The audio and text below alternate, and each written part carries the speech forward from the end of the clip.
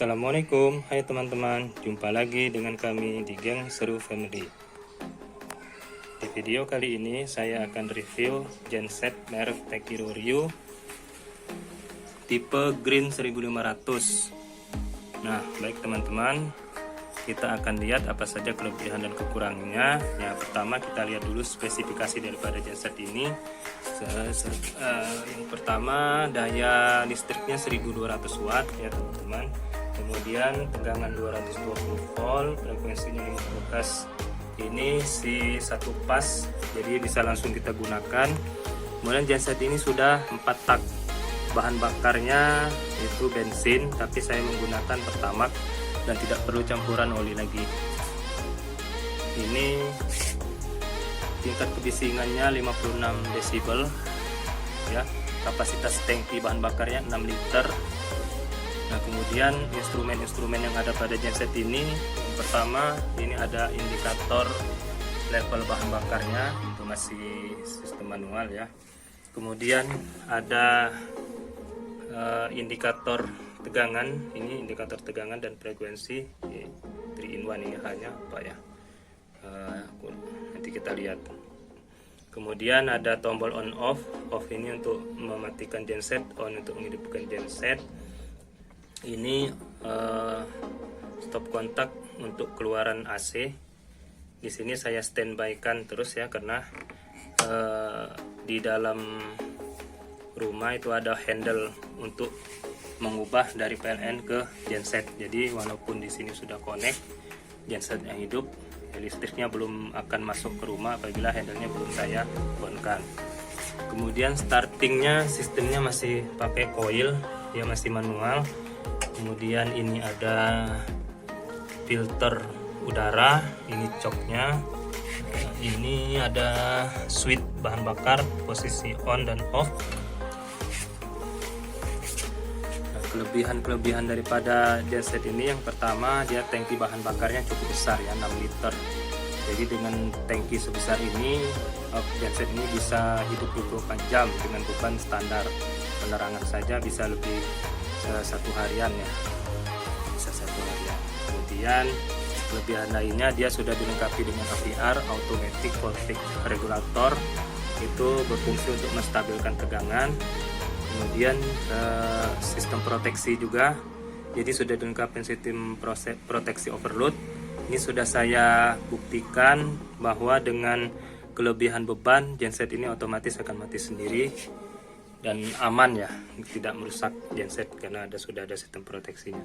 Kemudian kelebihan lainnya ya digital tadi ya, indikatornya sudah digital. Dan di sini gensetnya juga cukup handal ya, karena selama 5 tahun saya gunakan belum ada kerusakan, hanya perbaikan kecil. Nah, jadi selama 5 tahun saya sudah pernah mengalami ini, baru sekali putus recoilnya diputus.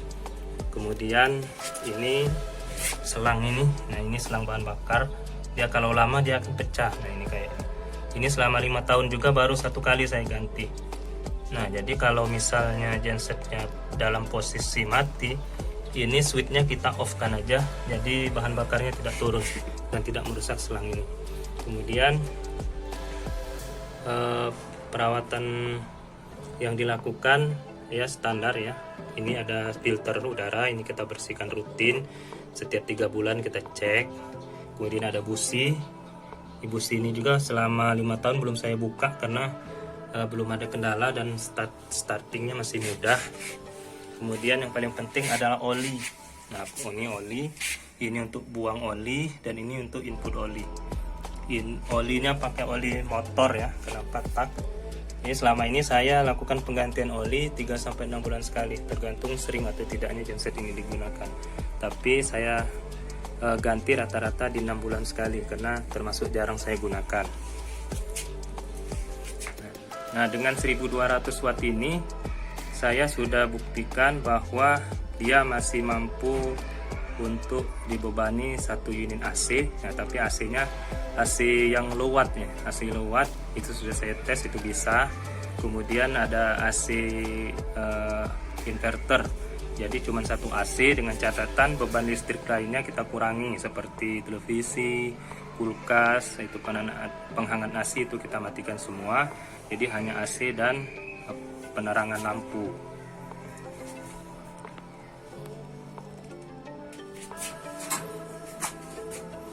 Nah, ini genset ini instalasinya saya letakkan di luar rumah, dan posisinya jauh dari jendela, pintu maupun ventilasi udara, karena gas buangnya sangat berbahaya ya. Gas buangnya beracun dan baunya sangat menyengat. Ini sebelum saya taruh di sini, saya sebelumnya letakkan genset ini di bersebelahan dengan kamar ya. Dengan posisi yang masih cukup jauh itu aja, gas buangnya itu baunya masih menyengat, tercium dari dalam rumah, apalagi di dalam kamar, dan itu sangat mengganggu. Nah, ini apabila terakumulasi di dalam rumah itu sangat berbahaya ya teman-teman, bisa menyebabkan kematian. Makanya saran saya untuk instalasinya jauhkan dari pintu, jendela, dan ventilasi udara, agar gas beracun yang dikeluarkan dari genset ini tidak terhirup oleh kita, dan itu sangat berbahaya. Baik teman-teman, sekarang kita akan coba nyalakan genset ini. Nah, sebelum kita menyalakan genset, kita terlebih dahulu lakukan pengecekan.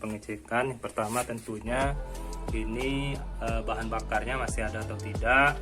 Kemudian teman-teman juga bisa cek oli. Kalau ini kan sudah saya pastikan olinya masih ada. Nah, secara rutin dilihat juga teman-teman apakah ada rembesan oli, karena kalau ada rembesan oli artinya ada kebocoran oli, dan itu kalau ada kebocoran oli sebelum dinyalakan wajib kita cek level olinya ya di sini. Kemudian ini switch minyaknya kita on-kan dulu. Kita on-kan ya. Ini posisi off masih. Nah, ini kita on-kan. Ini masih posisi off. Nah, kalau saya sebelum menyalakan genset, sebelum saya off-kan ini, sebelum coknya juga saya pindahkan tuasnya posisi on, itu saya engkol dulu ya. Saya engkol dulu beberapa kali agar nanti lebih mudah menyala.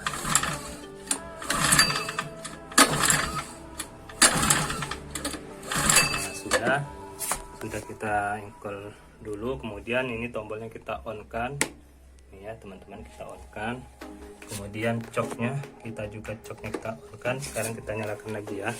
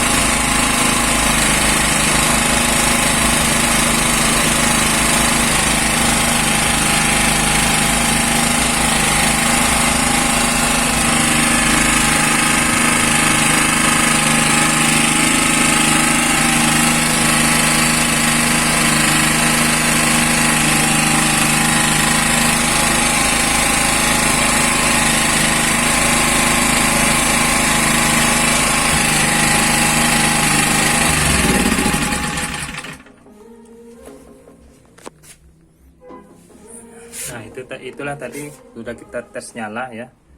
Sekarang udah kita matikan lagi. Jadi udah teman-teman bisa lihat getarannya gimana ya, tingkat kebisinya juga bisa dilihat. Kemudian tegangannya juga tadi 230-an ya, frekuensinya di 3940. Kemudian outputnya 1,2 dari 1,2 kVA karena belum kita bebani teman-teman. Udah dimatikan, kemudian ini kita off-kan. Oke, itu kemudian kita lihat instalasi di indoornya, instalasi switch dari genset ke PLN nya gimana.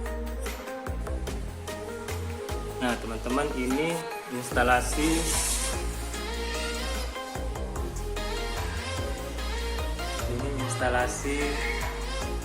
handle-nya saat kita akan menggunakan PLN atau genset. Ini posisi, ini ada tuas handle ya. Ini posisi 102, satu ini PLN, 0 ini netral ya, off, kemudian 2 ini genset. Nah jadi setelah genset tadi kita nyalakan, apabila listrik PLN padam, maka kita tinggal pindahkan tuas ini saja. Kita pindahkan tuas ini ke bawah ya, ini ke bawah. Nah itu listrik, sumber listriknya akan berpindah ke listrik genset. Dan ini aman ya teman-teman, karena sudah kita set, jadi nggak mungkin berbenturan antara listrik PLN dan genset. Dan hal ini jangan sampai terjadi, karena apabila listrik genset dan PLN berbenturan, itu akan yang tentunya percikan api, ledakan, karena berbeda frekuensi ya, dan tentunya akan merusak alat-alat listrik. Begitu juga instalasi listrik kita. Ini ada alarm kalau listrik PLN nyala. Ini kalau posisi off. Nah sekarang ini kan masih PLN masih nyala, jadi kalau kita on kan, nah itu kalau dia berbunyi itu tandanya listrik PLN nya nyala.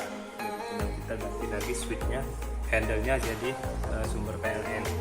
Ada juga yang menggunakan indikator lampu.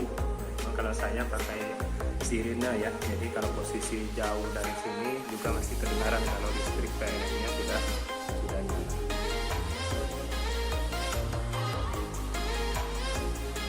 Oke teman-teman, itu saja review dari kami. Apabila ada yang mau bertanya silahkan komen ya, dan jangan lupa di like dan subscribe. Terima kasih. Assalamualaikum.